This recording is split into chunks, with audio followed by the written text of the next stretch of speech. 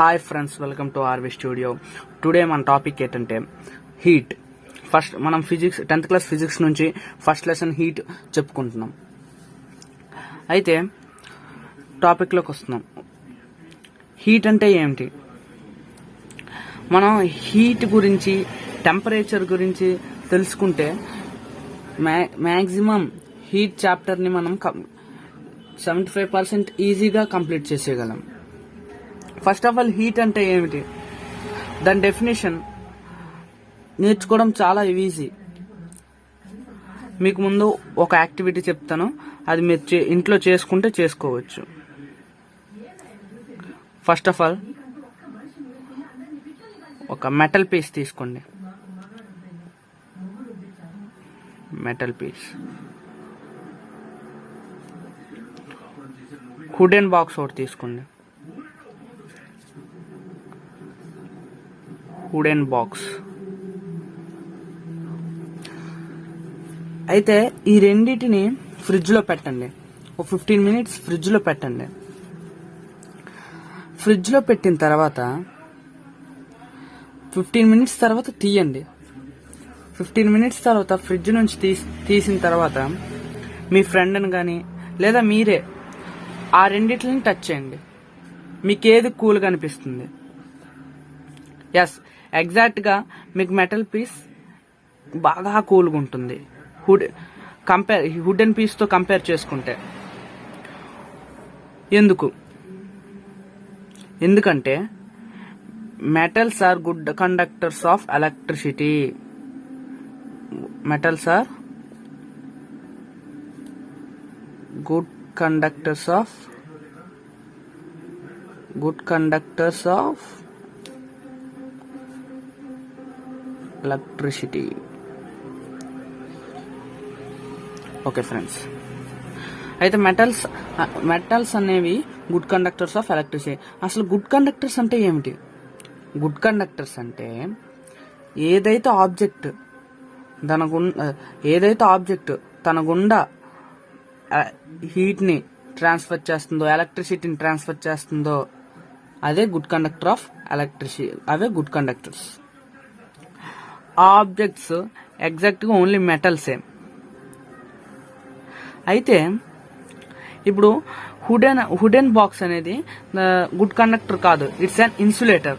ఎందుకంటే ఇది metal piece కాదు, మెటల్ తో తయారైంది కాదు వుడెన్ బాక్స్.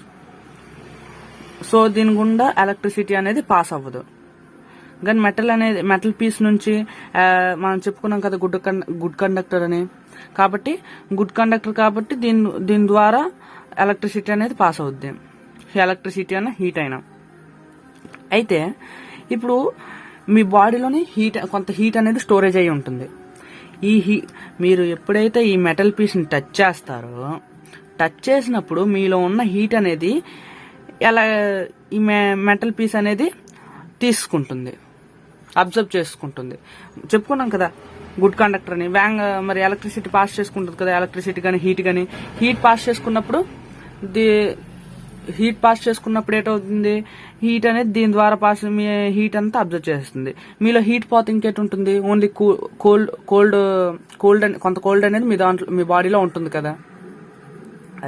అదే వుడెన్ బాక్స్ ని టచ్ చేశారనుకోండి, అంత హీట్ ని అయితే అబ్జర్వ్ చేసుకోలేదు కదా, కొంత హీట్ అనేది అబ్జర్వ్ చేసుకుంటుంది. ఓకే, అయితే మొత్తం ఈ రెండిటితో పోల్చుకుంటే మెటల్ పీసే కదా మీకు బాగా ఎక్కువ చల్లగా అనిపిస్తుంది. ఎందుకంటే దీని ద్వారా మెటల్ పీస్ అనేది హీట్ ఎక్కువ అబ్జర్వ్ చేస్తుంది. ఏంటి దీని ప్రాపర్టీ? Good conductor. అందుకు హీట్ అనేది ఎక్కువ అబ్జర్వ్ చేస్తుంది. హీట్ అబ్జర్వ్ చేయడం వల్ల మీ బాడీలో హీట్ పోతే ఇంకేటి ఉంటుంది? కోల్డ్ ఉంటుంది, మీ బాడీ కూల్ అవుద్ది. అలాగే వుడెన్ పీస్ అంత మోతాదులో అంత ఎక్కువ హీట్ అనేది అబ్జర్వ్ చేసుకోలేదు. కాకపోతే ఇది కొంచెం మెటల్ తో పోల్చుకుంటే ఇది కొంచెమే కోల్డ్ గా ఉంటుంది. ఓకే, ఇప్పుడు అర్థమైంది కదా. ఇప్పుడు డెఫినేషన్ చూసుకుందాం. Heat is a form of energy which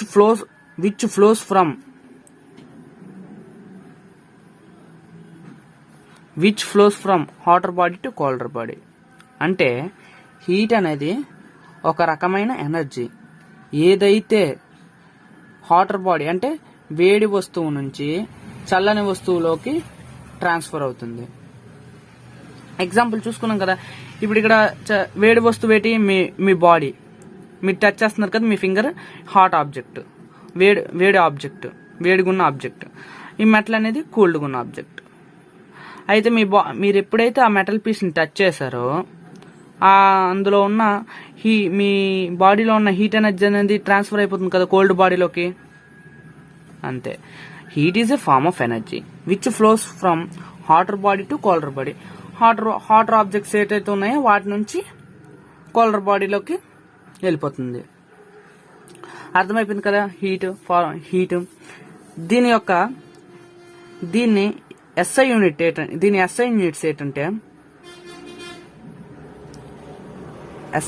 ఏంటంటే జౌల్.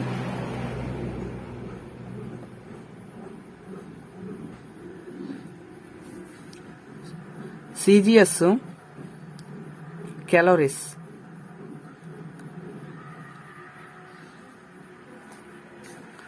జౌల్స్ ని జే అని డినోట్ చేస్తారు, క్యాలరీస్ అని CIL.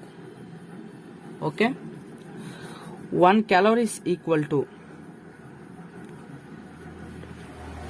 4.186 joules or 4.2 joules. Okay friends, అంటే దీన్ని 4.186 కింద డినోట్ చేయొచ్చు, 4.2 జౌల్స్ కింద డినోట్ చేయొచ్చు. అయితే ఈ రెండిట్లో క్యాలరీస్ అనేవి ఎక్కువ లేకపోతే జౌల్స్ అనేవి ఎక్కువ? ఎగ్జాక్ట్ గా క్యాలరీస్ అనేవి ఎక్కువ. క్యాలరీస్ క్వాంటిటీ ఎక్కువ జౌల్స్ తో పోల్చుకుంటే. ఎందుకంటే 1 calorie ఈక్వల్ టు 4.2 జౌల్స్ కదా.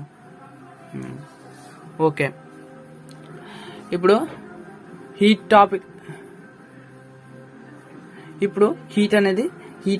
అంటే ఏంటో తెలుసుకున్నాం కదా. ఇప్పుడు టెంపరేచర్ అంటే ఏంటి, దీన్ని సింపుల్ గా మీకు చెప్తాను చూడండి friends. Temperature it tells about degree of hotness or coldness of the body. Temperature అంటే ఏదైనా ఒక బాడీ హాట్గా ఉందా, వేడిగా ఉందా, లేదా చల్లగా ఉందా, అంటే కోల్డ్గా ఉందా అని తెలియజేసేదాన్ని టెంపరేచర్ అంటారు. ఇప్పుడు చూడండి, ఫర్ ఎగ్జాంపుల్ మీరు హాస్పిటల్కి వెళ్తే థర్మోమీటర్స్ పెడతారు. మీ నోట్లో ఉన్నాయండి, టంగ్ కింద పెట్టి మీ బాడీ హాట్గా ఉందా లేదా కోల్డ్గా ఉందా అని తెలుసుకుంటారు. అది అలా డిగ్రీస్ ద్వారా తెలుసుకుంటారు. దాన్నే టెంపరేచర్ అంటారు సింపుల్గా. Temperature it tells about degree of hotness or coldness of the body. Okay, ఇప్పుడు చూడండి ఫ్రెండ్స్, ఇప్పుడు వాటర్ ఉంది, వాటర్ని తీసుకున్నప్పుడు thermometer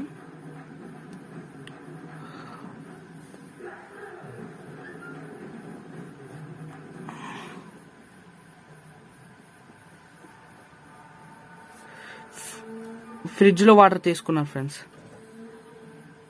fridge water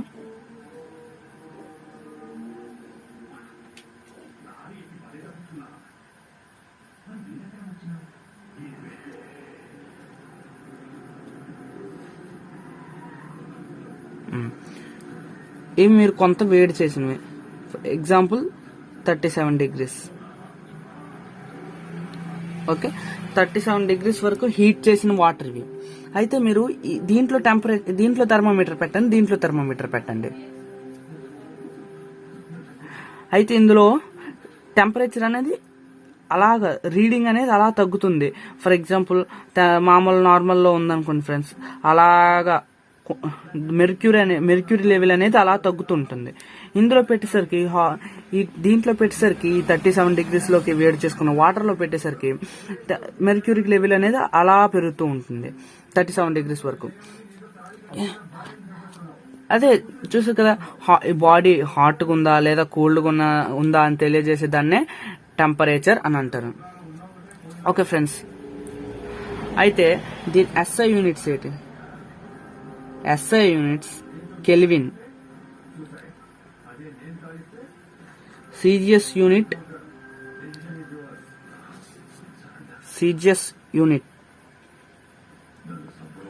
Celsius.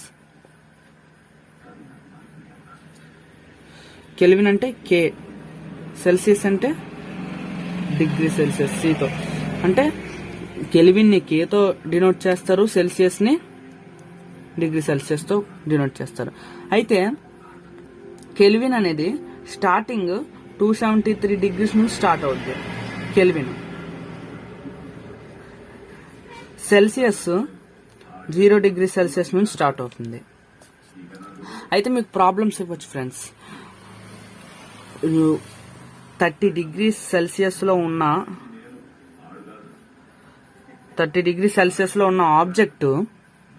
Object ని కెల్విన్ లోకి మార్చండి అని అంటారు.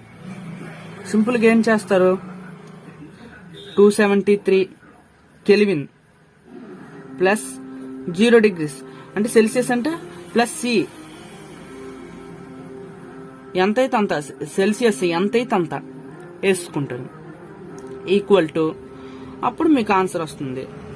ఓకే ఫ్రెండ్స్, అయితే 273 ప్లస్ 30 సెల్సియస్, 30 కదా మనం తీసుకున్నాం, ఈక్వల్ టు ఎంత?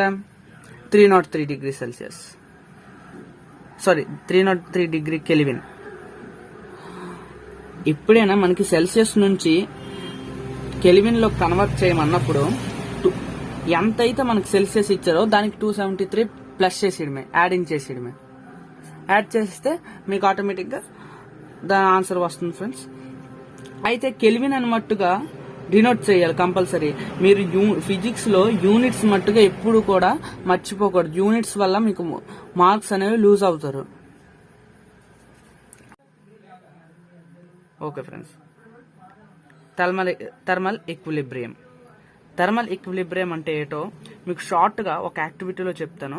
అది మీరు అర్థం చేసుకుంటే ఈజీగా ఈ మ్యాటర్ అనేది మీకు అర్థమైపోద్ది.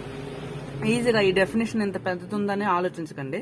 మీరు ఈ యాక్టివిటీ పూర్తిగా నీట్గా వింటే ఈ డెఫినేషన్ అంతా మీకు ఈజీగా గుర్తుండిపోద్ది. ఓకే, అయితే 2 ఆబ్జెక్ట్స్ తీసుకోండి. ఏ అనే ఆబ్జెక్టు, బి అనే ఆబ్జెక్ట్ని తీసుకోండి. అయితే ఏ అనే ఆబ్జెక్టు 27 degrees Celsius లో ఉంది. అస్యూమ్ చేసుకోండి ఇది 21 degree, బి అనే ఆబ్జెక్ట్ 21 degrees Celsius లో ఉంది.